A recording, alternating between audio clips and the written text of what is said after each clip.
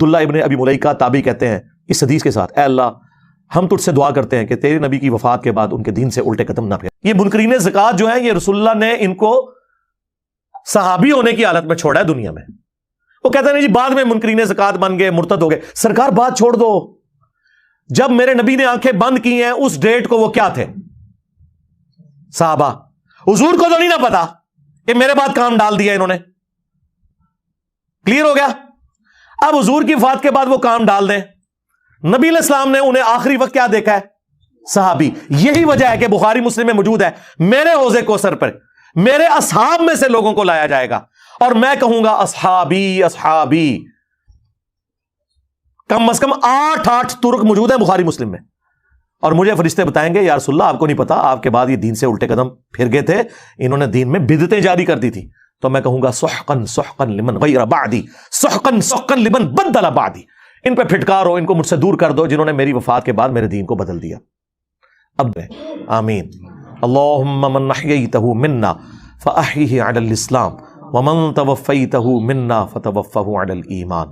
بخاری کے الفاظ ہیں، ابن عباس کہتے ہیں یہ وہ لوگ تھے جو حضرت ابوبکر کے دور میں مرتد ہو گئے اور حضرت ابوبکر نے ان کے خلاف قتال کیا۔ تو حضرت ابوبکر کے دور میں جو مرتد ہوئے وہ رسول اللہ کے دور میں کیا تھے؟ بریلوی، دیوبندی، اہل حدیث، شیعہ یا صحابی۔ تو یہ کوئی توہین نہیں ہے، یہ صحابہ کی عظمت ہے کہ صحابی وہ جنتی ہے جو اپنی وفات تک رسول اللہ کے طریقے پہ رہا۔ نہ تو ہم روافظ کی طرح اس ایکسٹریم پہ ہیں کہ جو نعوذ باللہ سابقون الاولون حضرت ابوبکر عمر عثمان کے بارے میں بکواسیات کرتے ہیں، یا جلیل القدر صحاب کے بارے میں اور بعض غلو کر کے ان کے ایمان کے درپے ہوئے ہیں، اور نہ ہم ان ناصبیوں کی طرف ہیں جو اہل سنت کے اندر گھسے ہوئے ہیں، جو بنو امیہ کو بچانے کے لیے ہر بندے کو جناب یہ نعرے، جو یہ ناصبیت والے نعرے ہیں نا جی، ہر صحابی نبی جنتی جنتی، آپ یہی کیوں نہیں کہتے کہ ہر کلمہ گو مسلم جنتی جنتی ہے نا حدیث سے؟ پھر ان کو تکلیف پڑ جائے گی، کوئی اپنے فرقے والے کو ماننا پڑے گا۔ تو آپ کہہ دو ہر بریلوی جنتی، ہر دیوبندی والے دیوبندی، ہر دیوبندی جنتی، ہر وہابی جنتی۔ اور اللہ کے بندوں، جنت دوزخ کے فیصلے کوئی یہاں بیٹھ کے کر سکتا ہے؟ بخاری مسلم دونوں میں حدیث ہے، نبی علیہ السلام ایک جگہ سے گزر رہے تھے، آپ رک گئے، اور مسلم میں ایک حدیث میں الفاظ ہیں کہ آپ کا خچر بدک گیا۔ تو نبی علیہ السلام رک گئے، آپ نے فرمایا ان قبر والوں کو عذاب ہو رہا ہے۔ پھر آپ نے ایک ٹہنی توڑ کے اس کے 2 حصے کر کے قبر پہ لگائے، فرمایا جب تک ہری رہیں گی تو ان کے عذاب میں تخفیف ہوگی۔ حضور کی دعا کی برکت، آپ کے مبارک ہاتھوں کی برکت، صحابہ کو نہیں پتا چلا عذاب ہو رہا ہے۔ اور دوسری بات، نبی علیہ السلام نے فرمایا کہ ایک پیشاب کے چھینٹوں سے نہیں بچتا تھا اور ایک چغلی کھایا کرتا تھا۔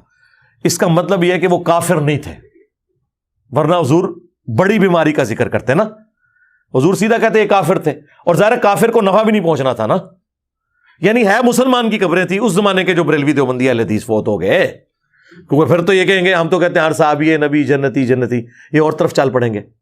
مسلم شریف میں الفاظ ہے، نبی علیہ السلام نے فرمایا کہ میں نے ارادہ کیا کہ اللہ سے دعا کروں کہ تمہیں عذاب قبر سنوا دے، دکھانے والی کہانی ختم، کشف القبور ختم، لیکن مجھے ڈر ہوا کہ تم اپنے مردوں کو دفنانا چھوڑ دو گے، صرف عذاب قبر کو سن کے، دیکھنے کی بات ہی نہیں۔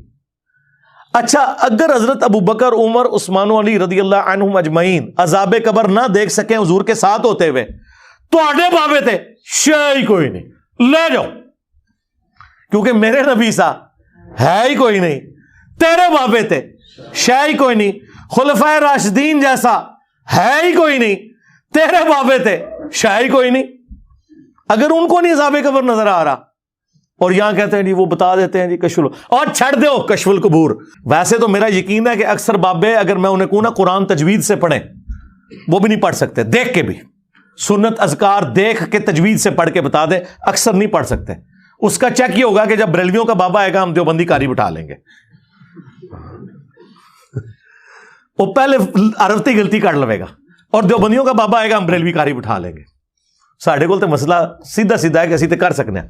تو یہ سارے ان لوگوں کے ڈھکوسلے ہیں، انہیں پتہ ہی نہیں بھائی کتابوں کا دین اور ہے مرنے سے پہلے اے مسلمان کر لے اس پہ غور، کتابوں کا خدا اور ہے، بابوں کا خدا اور، کتابوں کا دین اور ہے، بابوں کا دین اور، کتابوں کا پیمبر اور ہے، بابوں کا پیمبر اور۔ اگرچہ وہ بابے بھی اسی پیمبر، اسی دین، اسی خدا کو مانتے ہیں، لیکن ان کوالٹیز کے ساتھ نہیں مانتے جو آسمان سے نازل ہوئی ہیں، بلکہ ان کوالٹیز کے ساتھ جو ان کے بزرگوں نے کلیم کی ہوئی ہیں۔